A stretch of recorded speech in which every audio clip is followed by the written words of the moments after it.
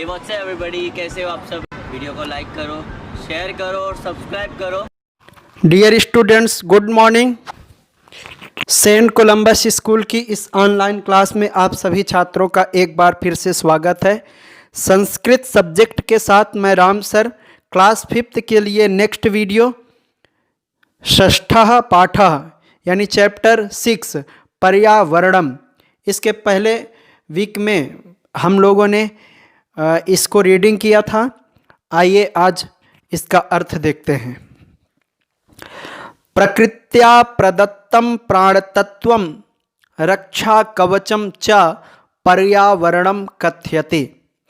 प्रकृत्या माने प्रकृति से, ठीक है, नेचर से, प्रकृति से प्रदत्त जो दिया गया, प्रकृति से दिया गया प्राण तत्वम, प्राण का जो तत्व है और जो रक्षा कवच है वो क्या है?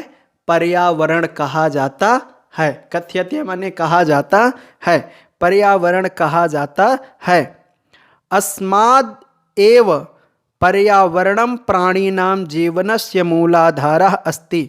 अस्माद् एव, अस्मात् माने यह ही पर्यावरण, जो यह पर्यावरण है यह प्राणिनाम, प्राणियों के जीवनस्य, जीवन का मूल आधारः अस्ति, मूल आधार है, मुख्य आधार है। अर्थात पर्यावरण ना हो तो इस पृथ्वी पर कोई भी प्राणी जीवित ना रहे।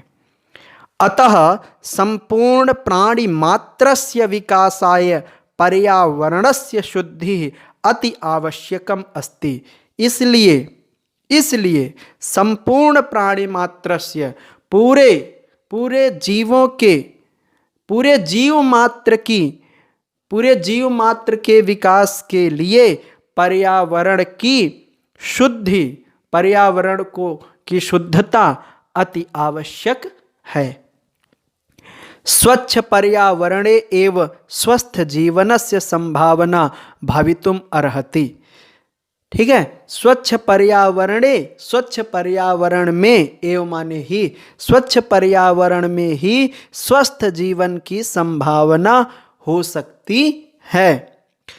वनानि गिरयः, वनानि माने जंगल, ठीक है, गिरयः माने पर्वत, नद्यः माने नदियाँ, जलाशयः, जलाशयाः माने तालाब, पोखरे, सागराः जो सागर हैं, ठीक है, पशवः पशु, पक्षिणः पक्षियाँ, जलजीवाः और जल में रहने वाले जीव पर्यावरणस्य संतुलनम स्थापयन्ति, पर्यावरण के संतुलन को बनाए रखते हैं।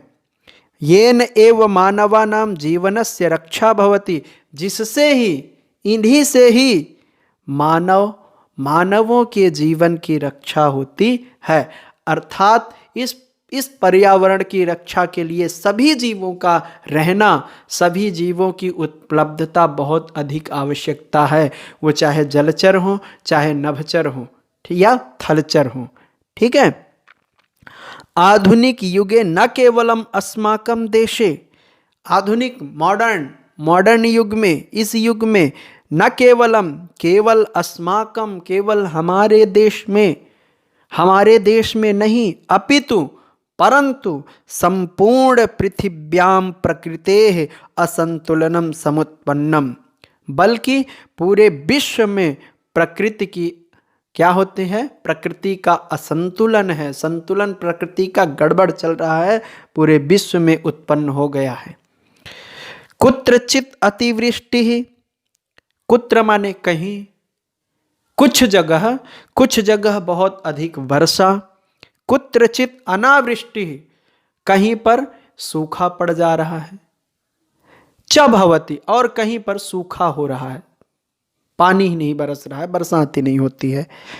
धरणी तले जल वायु ध्वनि प्रदूषणानि मुख्य रूपेण उद्भवन्ति। धरणी तले, पृथ्वी के अंदर, इस पृथ्वी में जल वायु ध्वनि प्रदूषणानि मुख्य रूपेण उद्भवन्ति। जल प्रदूषण और वायु प्रदूषण मुख्य रूप से उत्पन्न होते हैं इस पृथ्वी पर। वायुना हवा से कीटाणवः इतस्ततः नीयन्ते। हवा से कीटाणु जो है इधर से उधर टहलते हैं, इधर से उधर जाते हैं, प्राप्त होते हैं। वाहनानि विषयुक्त धूमम।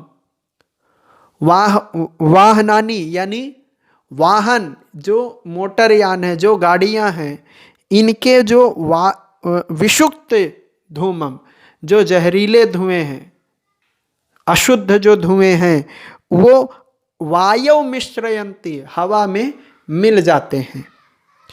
उद्योगानां विकासेन, और उद्योगों के विकास से दूषित पदार्थाः, जो दूषित पदार्थ हैं, जो अवशेष हैं, ठीक है, नदीषु, नदियों में, जलाशयेषु च, और जलाशयों में, निपतन्ति, गिरते हैं। अक्सर आप देखते हैं जो भी जितनी भी बड़ी बड़ी फैक्ट्रियां होती हैं वो नदियों के किनारे होती हैं, और उस फैक्ट्री का जो कचरा होता है वो जल के द्वारा नदियों में प्रवाहित होता है।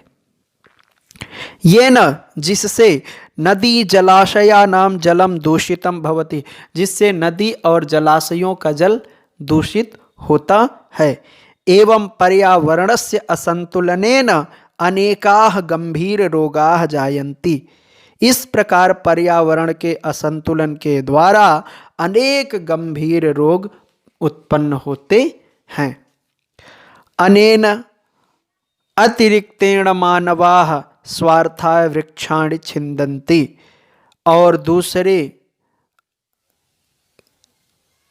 अतिरिक्तेन मानवा, दूसरे बहुत अधिक मनुष्य क्या करते हैं, अपने स्वार्थ के लिए वृक्षों को काट रहे हैं।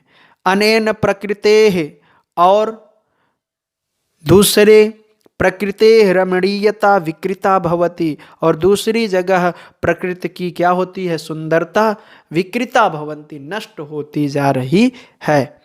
वनानां नाशेन, सिंह व्याघ्रादि जंगलों के विनाश होने से, नष्ट होने से, सिंह, शेर और व्याघ जैसे आदि जंगली पशु न्यूना अभवन, कम हो गए।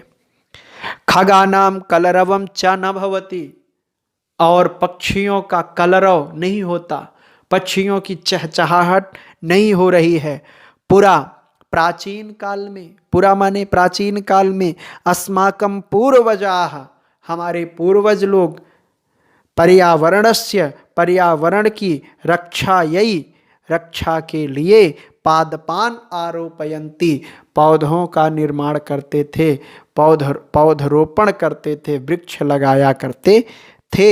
स्म यज्ञ आदिकम च कुर्वन्ति स्म, और यज्ञ आदि किया करते थे।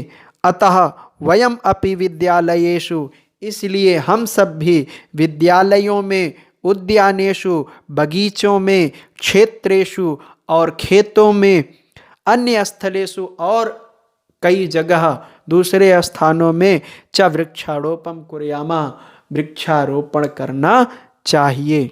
शास्त्रेषु उक्तम, शास्त्रों में कहा गया है, वृक्षाणाम कर्तनम पापम, पेड़ों की कटाई पाप है, वृक्षाणाम रोपणम पुण्यम, और वृक्षों का रोपण करना, वृक्षों को लगाना पुण्य है। सुवृष्टि जायते वृक्षैः, वृक्ष के द्वारा सुंदर वर्षा होती है। उक्तम विज्ञानवादी भी, विज्ञान आदि भी इसको मानते हैं, विज्ञान आदि विषयों में भी इसके लिए कहा गया है कि वृक्षों को लगाना चाहिए। इति। Thank you.